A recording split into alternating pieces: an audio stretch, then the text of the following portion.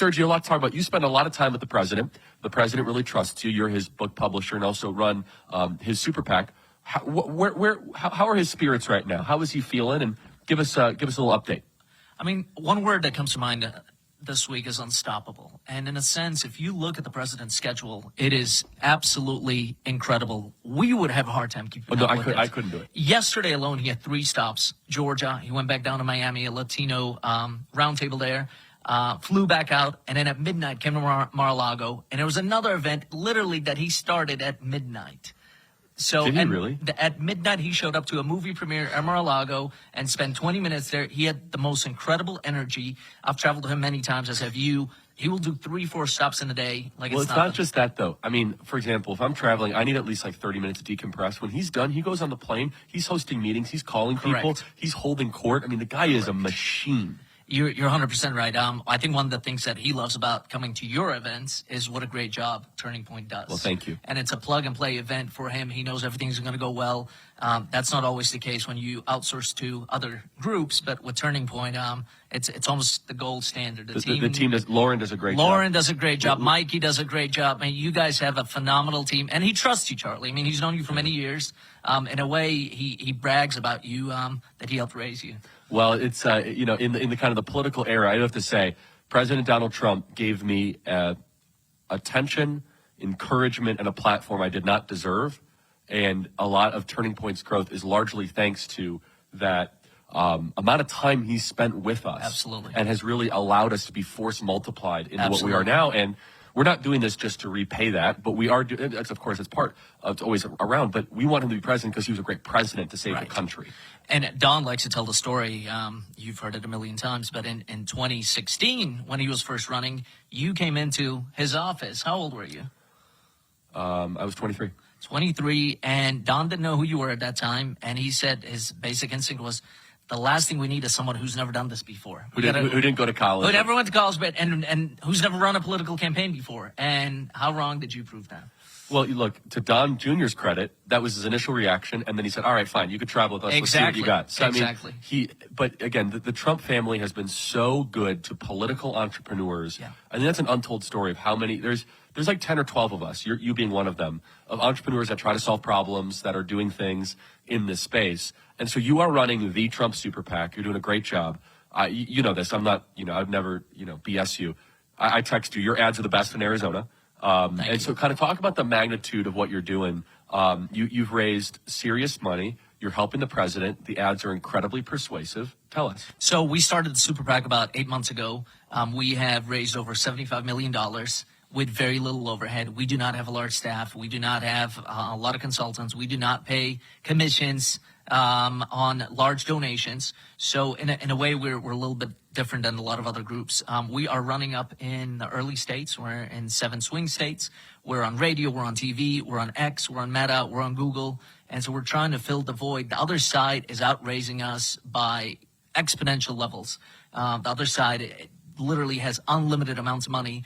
On our side, it's us, it's Elon, but there's very few groups, and I think you have some of the ads. I do, and I want to play one that I like. There's one I like even better. This is the one I like. I'll play the one I like the best. I saw this ad during the Georgia-Texas football game. Super smart to run the ad there because we need to win Georgia. And I texted, I was like, this is a great ad. And it's the only ad that shows Butler, Pennsylvania. And again, a lot of people watch television on mute, so you need to be able to have the text on screen so people can still internalize what's happening. Let's play cut 64. One man believes in no tax on tips, no tax on Social Security, and now, no tax on overtime. The people who work overtime are among the hardest working citizens in our country. And for too long, no one in Washington has been looking out for them. And one man will refuse to fall. So America and its workers can continue to stand great again. Right for America is responsible for the content of this advertising.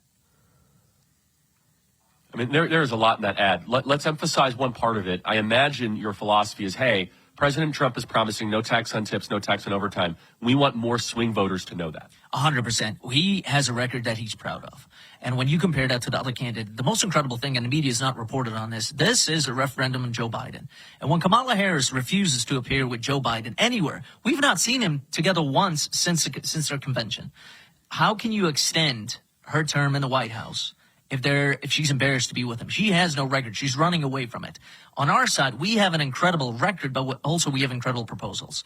And so if you work hard in this country and you make a living, our president, President Trump, wants you to keep that money to enhance your family, to grow your family, to grow your business. So no tax on tips, no tax on overtime. No tax on Social Security. No tax on, it's massive.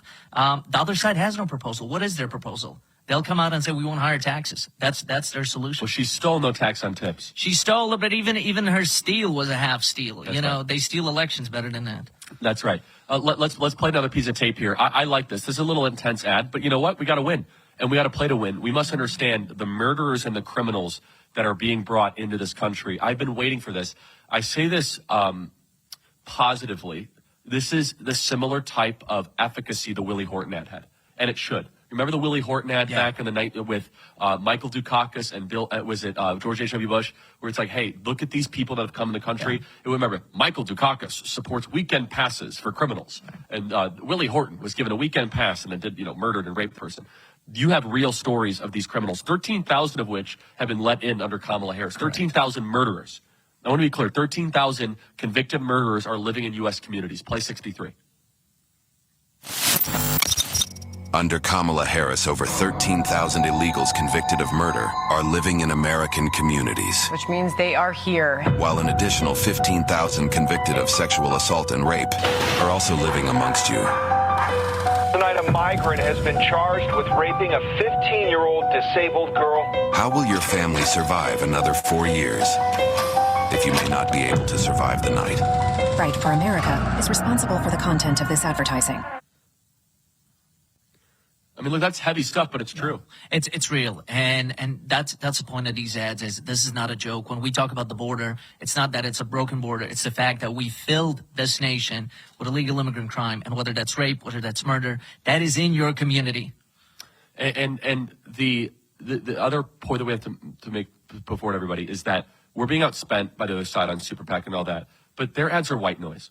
Correct. Right, and that's what I like about these is that it cuts down to the essence of it. It draws your attention. And I told you this. I said, we need more Butler. We need to tell that dramatic story in 10 or 15 seconds. Because even the swing voters are like, man, that guy got shot. And the fact the media covered it up, doesn't mention it, is just kind of one of the great disservices.